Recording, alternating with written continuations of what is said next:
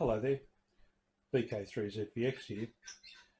I've moved across to the test bench this time round to do the preliminary tests on the Type 78 receiver IF strip. Now the unit is up and running and it seems to be behaving itself quite well. I'm going to demonstrate how to set up a regenerative detector circuit and run the appropriate test on it to see what actual signal to noise ratio it's giving. So I'll just adjust the camera and we'll get started.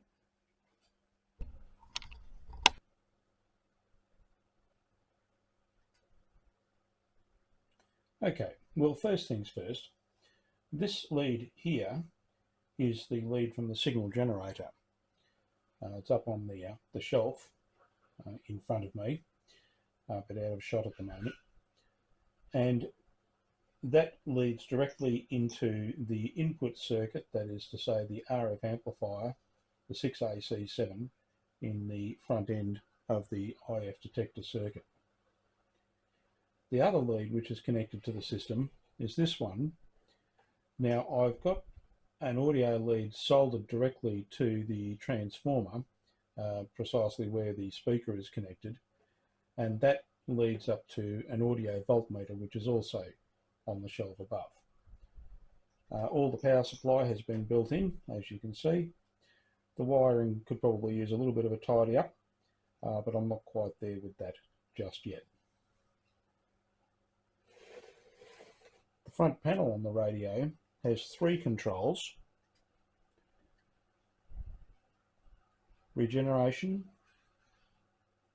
receiver incremental tuning, and volume. Now, I'll show the relevance of and the importance of those controls when we do the test, and you'll see that each of those has a role to play in the test setup. Okay, so we'll adjust the camera again, and then you'll be able to see the instrumentation up on the shelf.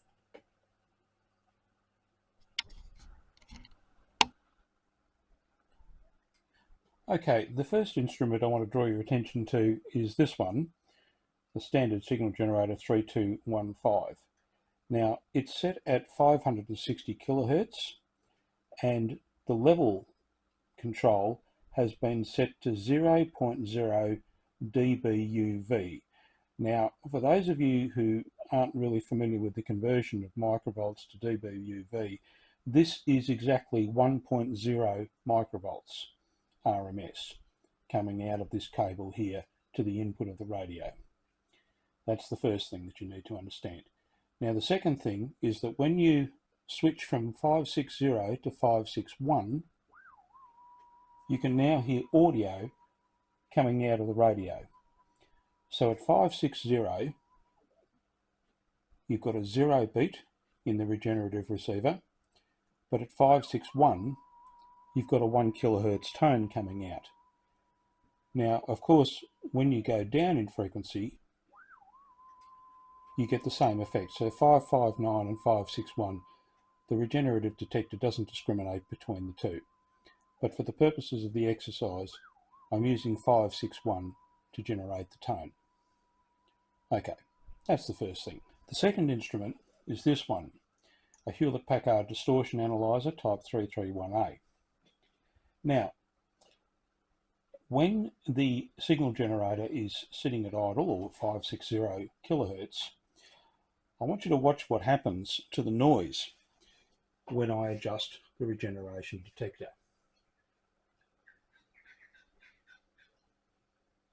So there's the regeneration control, swinging one way and then swinging the other. So the idea is to null that to get minimum noise. Then you turn your attention to the receiver incremental tuning. Now, if the receiver incremental tuning is out by a little bit, you might get a very, very low tone appearing at the transformer output, and that could appear at the voltmeter. So the idea is to tune the receiver incremental tuning again for a minimum level.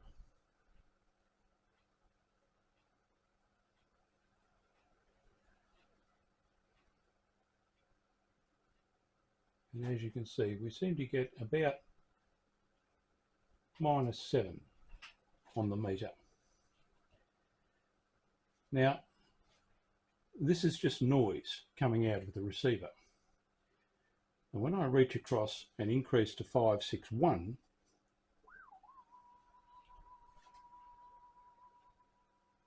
we get an increase of about 5 dB.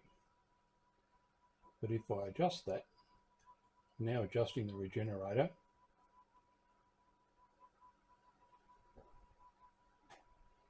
we're getting closer to we're getting an extra dB out of that. So we're going from -1 to about -7. Now that's 6 dB signal to noise ratio at 560 kilohertz at 1 microvolt RMS input to the receiver. So the signal to noise ratio on this receiver is 6 dB at 1 microvolt. And that's how we got that. Okay, time for me to do a little rewiring now, and we'll try the Type 78 receiver connected to this receiver here.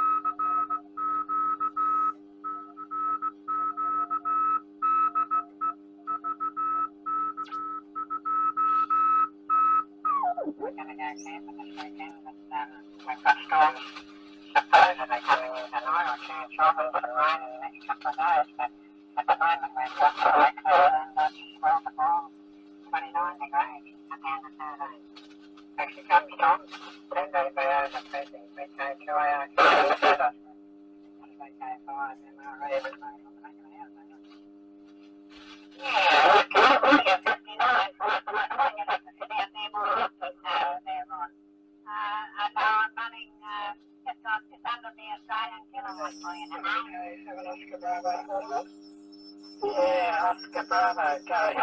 7 Oscar Bravo, portable. David, welcome back. I've got Peter, 3 Mike Victor, and he just, we're all agreed on the big issue with, he was talking about electric vehicle charging stations and the unreliability.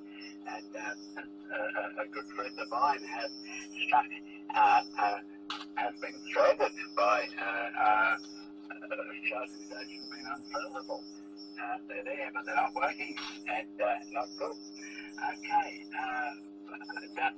I've picked up your book. I went picked up the book from 1KRM this afternoon, and I have it, and I'll hopefully start reading it tonight. So take it away.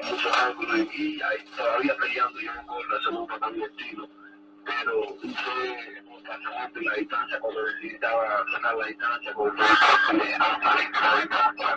y estaba bien fuerte, si fue un fisiculturista, entonces me vino bastante por el trabajo y lo aflojamos y lo seguimos aflojando hasta que ya en 3 o 4 meses en el último salto nos quedamos como 10 o 15 segundos que faltaba una campana.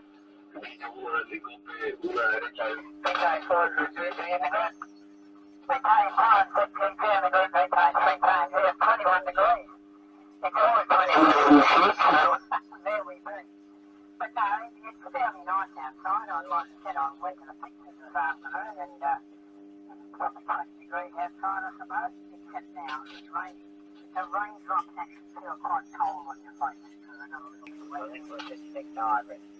So when you go on a journey, you got to allow every 100 miles. You got to allow half an hour a respite to charge your battery. VK7 Oscar Bravo. We won't mention wind generators. VK7 over. Ronnie, back over here, Ronnie. Put on the pipe. There he is. Yeah, we'll have that. 7 pointed out. Okay, Rodney, you might know a good little bit of Q3 today, Sylvia. Right, over to Shane, Shane. Yeah, good morning, Ron, Karen, David, Rodney, Fred, David again, and Barney, and I think it was Neil the Pine Man. So, yeah, everyone's come through quite good today, so it should be a good day, hopefully. Had a bit of rain through the night. I picked out 14 mils this morning, so, yeah, that was good, but it'd be nice to get a little bit more.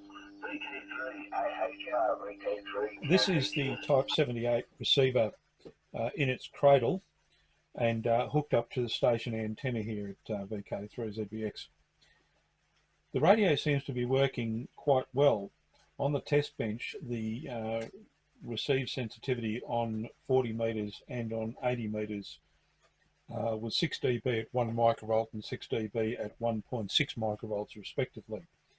So that's not that's not a bad result, considering that the sensitivity of the receiver is rated at 2 microvolts. So I'm quite happy with that. The system, now that it's fully loaded, the power supply and so on, has got a bit more hum than I would like, and the voltages are down a little bit. But that's not a problem. I can make some appropriate adjustments there. The radio itself tunes reasonably well, but there is an offset here on the scale on both bands, and I think the offset is due to the D sign or the desynchronizer. I'm not sure exactly how you pronounce it, but it's part of the remote tuning system from the pilot's position in the Sunderland flying boat aircraft. So without that part of the circuit in place or operating correctly, there's about a 25 or 40 kilohertz, 25 or 35 kilohertz offset in the master oscillator, which makes sense. So I'm going to investigate looking at putting some voltages on the desyn tuner in order to bring that back. As I say, the sensitivity is good, but one thing I have noticed is that there's no AGC system in the Type 78 itself.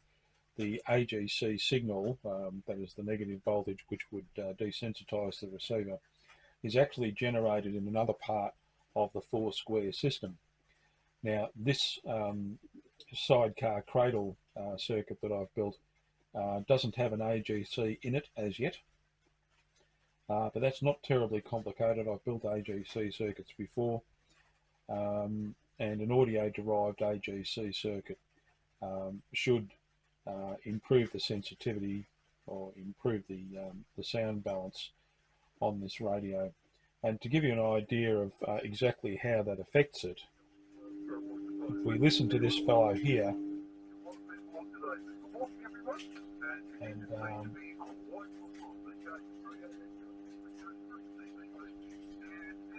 now if I tune up the front end, you can hear straight away that it begins to distort. And when I detune the front end, the distortion goes away. Now, that's a direct result of the sensitivity of the receiver. These fellows are not very far away, and the receiver sensitivity is down around 1 microvolt. So when you get a 20/9 signal, you're sort of overloading the front end of the receiver by, I don't know, about 50 odd dB or something of that order, which explains why the system is just overloading. So with AGC in there, that should improve that quite dramatically. Rightio, I think that's it for this short presentation. But the Type 78 receiver is up and running. There was nothing seriously wrong with it. A little bit of work needed to clean the switches a little bit, and I think there's a bit more lubrication required in the RF tuning. I'll have a look at that. It's just a little bit too tight. It's nice and stable, but it's just a little bit too tight for something which is very, very sharp, like the front end on this is. All right.